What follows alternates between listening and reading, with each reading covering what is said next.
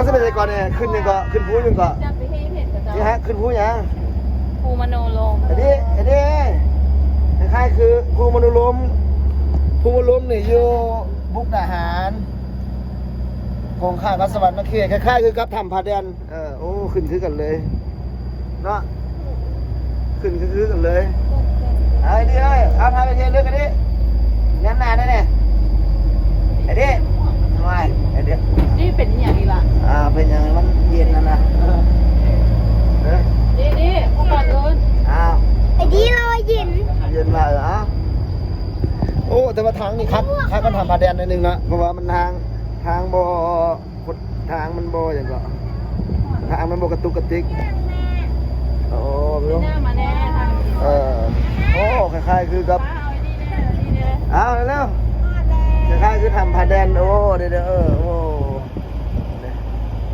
อ้เดี๋ยวโอ้สูง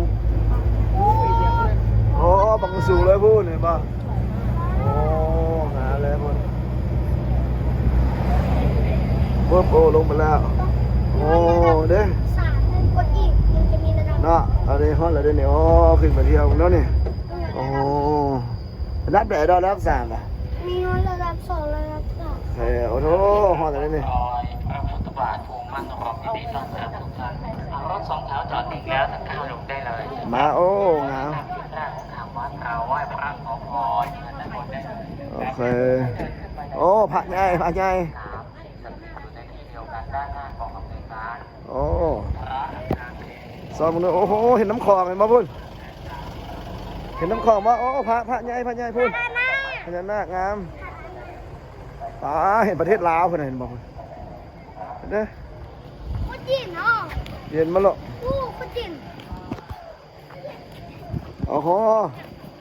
มาเร็ว มีร้านกาแฟเหรอ นะครับ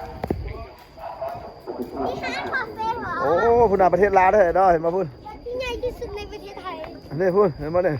อันนั้นเด้อประเทศลาวเด้อว้าวพุ่นนี่สะพานข้ามอ๋อ